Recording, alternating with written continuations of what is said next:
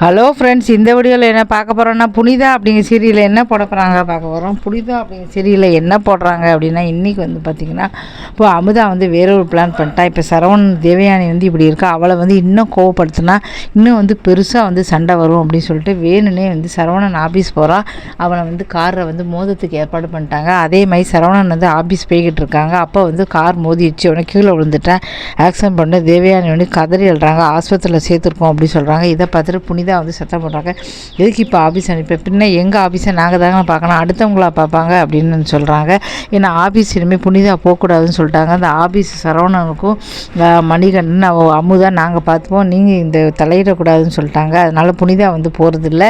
இப்போ சரின்னு சொல்லிட்டு ஆஸ்பத்திரியில் இருக்காங்க. இதெல்லாம் யார் செஞ்சாங்க தெரியும், உங்கள் அப்போ தான் ஒரு மணிகண்டன் மாமா மதியே ஃபோன் பண்ணி சொல்கிறாங்க, நான் தான் வந்து இதை பண்ணியிருக்கேன் அப்படின்னு சொல்கிறாங்க.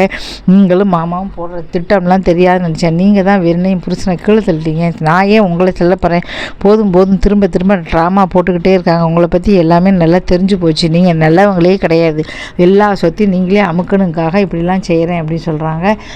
தான் மட்டும் இந்த வீடை மட்டும் எனக்கு தான் சொல்லலாமா, 3 பங்கு உள்ள வீட்டை எனக்கே தர முடியுமான்னு கேட்பாங்களாம். அவங்க நல்லவங்களாம். புனிதா வந்து பார்த்திங்கன்னா உட்காந்து இதெல்லாம் செய்கிறாம அவள் வந்து பேராசை பிடிச்சவள். அது என்ன நியாயம்னு தெரியல. புனிதாவை வந்து தேவயானையும் வந்து குடும்பப்படுத்த ஆரம்பிச்சிட்டா. அவளுக்கு வந்து சொத்து போய் வந்து பிடிச்சிருக்கு, பணம்னு சொத்துன்ட்டு அவளுக்கு வந்து அமுதாவுக்கு மட்டும் கிடையாது, இப்போ இவளுக்கும் பிடிச்சிருக்கு. இதனால் வந்து பார்த்தீங்கன்னா புனிதாவால் எதுவுமே பேச முடியல, அமுதாவுக்கு சந்தோஷம் தாங்க முடியல.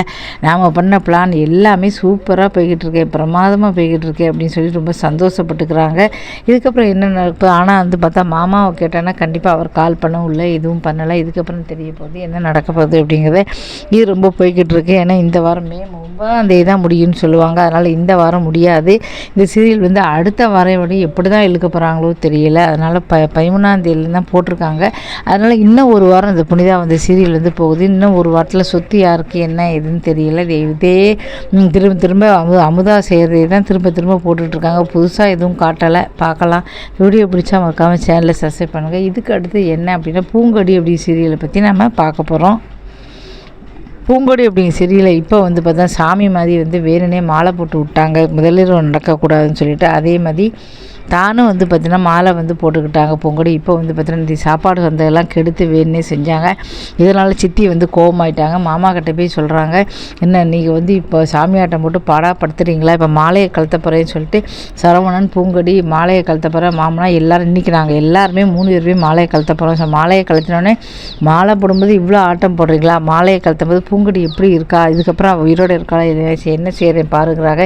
இதை கேட்டு பயந்து போயிட்டா. அவள் என்ன வேணால் செய்வா, ஐயோ இவள் பாலையை கழுத்தப்படுறா, இவன் என்ன செய்யப்படுறான்னு தெரியலையேன்னு பயப்படுறா. இவன் வேறு வந்து சொல்லியிருக்காளே பூங்கொடி படுத்திட்டாளா, இவன் வந்து என்ன செய்வாளோ என்னமோ எனக்கு பயமாக இருக்கே அப்படின்னு சொல்லிட்டு அவள் அம்மா கால் பண்ணி சொல்கிறாங்க, இவள் ஏதாவது பண்ணிடுவாளோன்னு எனக்கு பயமாக இருக்குது பூங்கொடியை அப்படி சொல்கிறாங்க. அதெல்லாம் ஒன்றும் நடக்காதுமா அப்படி சொல்லி பயப்படுறாங்க. அவங்க சித்தி என்ன செய்யறதுக்கு பிளான் போட்டிருக்காங்களோ தெரியல. கோயிலில் ஏதாவது ஒரு பிளான் போட்டிருப்பாங்கன்னு நினைக்கிறேன்.